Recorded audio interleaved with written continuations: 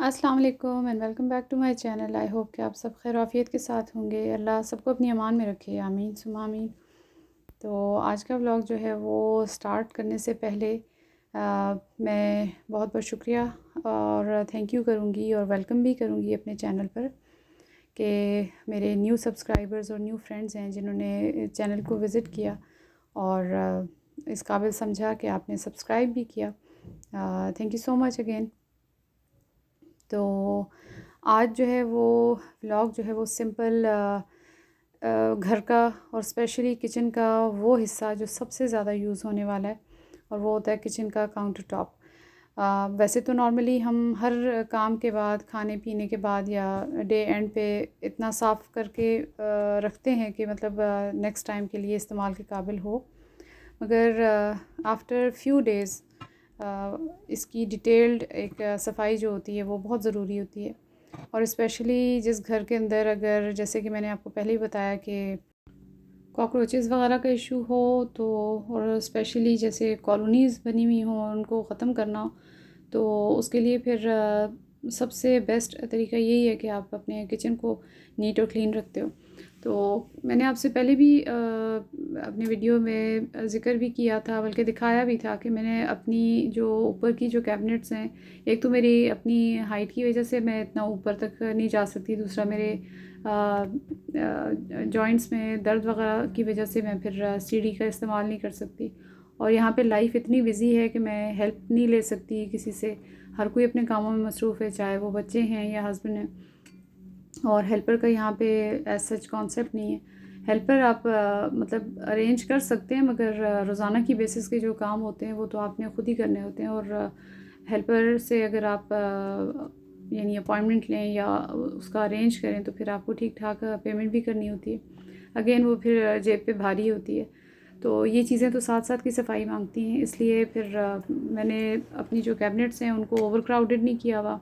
और यहाँ पर मैं आपको दिखा रही थी कि ये जो पाउडर सा जो आपको नज़र आ रहा है और ब्लैक कलर के डॉट्स हैं, ये एक्चुअली ये भी वही है। और टाइम टू टाइम मतलब कुछ कुछ टाइम के बाद, कुछ दिनों के बाद ये मेडिसिन दोबारा से फेंकनी भी पड़ती है, पाउडर छिड़कना पड़ता है। तो और ये ब्लैक कलर की चीज़ें अगेन इस पर दाग तो अच्छे से नज़र आ जाता है। जितनी भी अभी मैं सफाई करूँगी शाम तक, फिर भी मुझे एक हल्की फुल्की सी इसके ऊपर मतलब कपड़ा लाजमी फिर नहीं होगा। तो बाकी हम यही बात कर रहे थे कि जब आप किचन के काउंटर टॉप की बात करें या किचन की ओवरऑल बात करें, क्योंकि सेहत जुड़ी हुई होती है आपके किचन से, तो लाज़मी बनता है कि अपने किचन को नीट और क्लीन साफ़ सुथरा रखा जाए। और जो रेंट पे, जैसे हम लोग रेंट पे रह रहे हैं, तो उन लोगों को जो ख़ुद रेंट पर हैं, जो मेरा वीडियो अगर देख रहे हैं, उनको बहुत अच्छे से समझ आ रही होगी इस बात की कि जब आप कहीं नई जगह पे शिफ्ट होते हैं तो आपको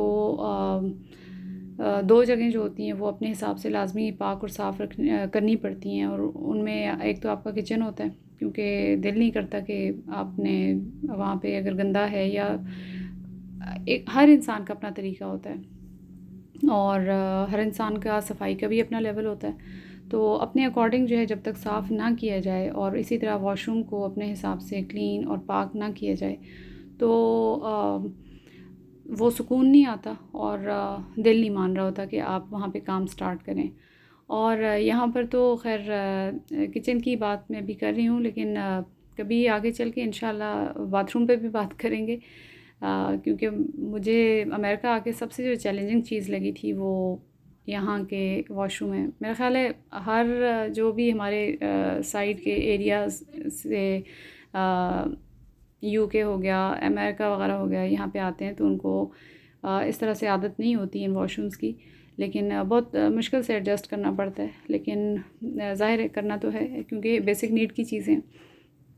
अच्छा, जो आप जब किचन की सफाई करते हो ना, तो एक चीज़ आपकी मैं कहती हूँ कि बहुत अच्छी दोस्त है, और वो है आपका बेकिंग सोडा।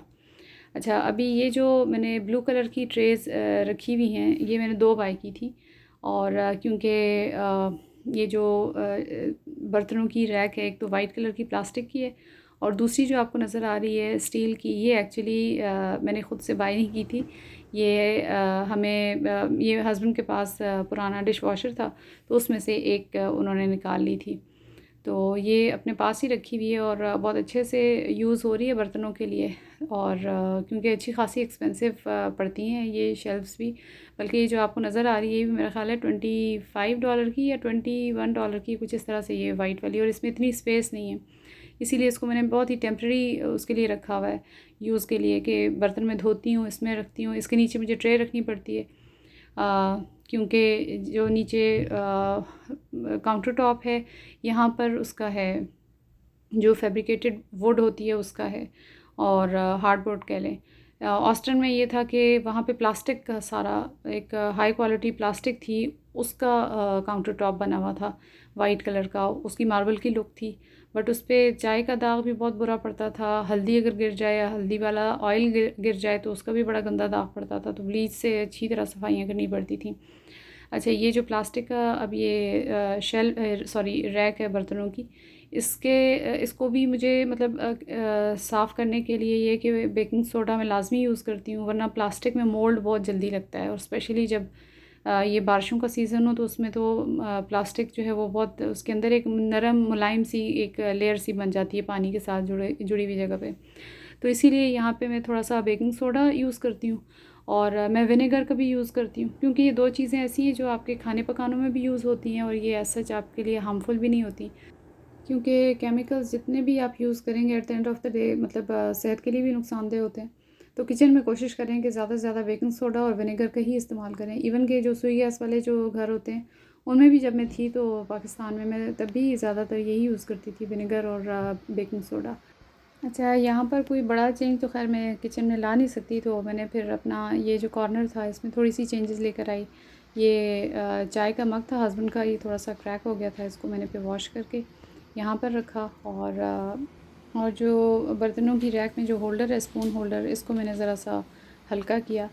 और क्योंकि यहाँ पर इलेक्ट्रिक का सामान, उसके लिए एक ही सॉकेट है, या तो मैं कोई वायर एक्सटेंशन लगाऊँ और फिर मैं जगह स्विच करूँ चीज़ों की, तो वो दूसरी बात है। और इतना लंबा चौड़ा काम मतलब होगा नहीं, और वो अच्छा भी नहीं लगेगा, क्योंकि ऑलरेडी किचन काफ़ी छोटा ही, जो आपको काउंटर नज़र आता है बस इतना सही है, और मुझे इसी को ही यूटिलाइज़ करना है, इसी को ही नीट भी रखना है, इसी को इस तरह से प्रेजेंटेबल रखना है कि यहाँ पे कम से कम चीज़ें रखी हुई हों। मगर अगेन आप जितनी भी कोशिश करें, जब चीज़ें आप पका रहे होते हैं या काम कर रहे होते हैं तो बिखर तो जाती हैं, फिर दोबारा से समेटनी पड़ती हैं। अच्छा, ये देखें बारिश के जो असरात हैं ना, मेरा पाकिस्तान में मैं इतने इतने मंथ्स के लिए मतलब गोल्ड ला के रखा करती थी, और वो ख़राब नहीं होता था। और इसके अंदर देखें ब्लैक, ये ग्रीन कलर की और वाइट कलर की फंगस जो है वो पूरा जो गुड़ था उसको उसने कवर, इवन इसमें साशे भी रखे हुए हैं जो मॉइस्ट को कंट्रोल करने के लिए रखे जाते हैं ना, तो उसके बावजूद भी मुझे समझ में नहीं आती कि मतलब इसमें फ़ंगस क्यों लगी है। आज फिर फ़िलहाल तो मैंने इतने ही काम समेटे, और बस मेरा टारगेट था ही यही कि मैं अपना जो काउंटर टॉप है उसको क्लियर करूं, उसके कॉर्नर्स को, और इर्द गिर्द की जो भी चीज़ें हैं उनको अच्छे से साफ़ करूं। वो मैंने कर लिया था, और फिर उसके बाद मैंने चाय वगैरह बनाई, और चाय बनाने के बाद फिर मेरी इतनी ख़ास हिम्मत नहीं हो रही थी कि मैं मज़ीद वीडियो बनाती, तो यहाँ पर मैंने गार्लिक राइस बनाए थे, जो कि मैंने मक्खन में गार्लिक को जैसे आप तड़का लगाते हैं ना, तो बस सिंपल वही किया था। पहले चावल उबाले और उस पर वो मक्खन के साथ और गार्लिक के साथ तड़का लगा लिया था, दैट्स इट। और यहाँ पर मैंने साबुत मसूर की दाल बनाई थी, जो कि दाल चावल जो हैं वो फिर अचार के साथ सब ने खाए। और अब इंशाल्लाह नेक्स्ट जो टारगेट होगा वो मेरा माइक्रोवेव और उससे ऊपर की जो शेल्फ़ है उसको साफ़ करना है, और फ्रिज का इंशाल्लाह करूँगी। तो बस ये चीज़ें तो खैर चलती रहती हैं हर घर के अंदर, इधर हाउस वाइफ्स जो हैं वो ख़ुद करती हैं, और अगर हेल्पर मिल जाए तो ये भी एक प्लस पॉइंट होता है। तो जब अगर नहीं हो कोई और आप बाहर कोई जॉब भी नहीं कर रहे, तो फिर अच्छी बात है, अपने घर के साथ जितना हो सके दिल लगाना चाहिए, और भी प्यार बढ़ता है। तो चलें जी, आज की छोटी मोटी सफाइयाँ भी थीं, साथ साथ बातें भी थीं। आई होप कि आपको व्लॉग अच्छा लगा होगा। अपनी फ़ीडबैक लाजमी दिया करें, और नेक्स्ट व्लॉग तक के लिए मुझे दें इजाज़त। और अपना ख्याल रखिएगा। अल्लाह हाफ़िज़।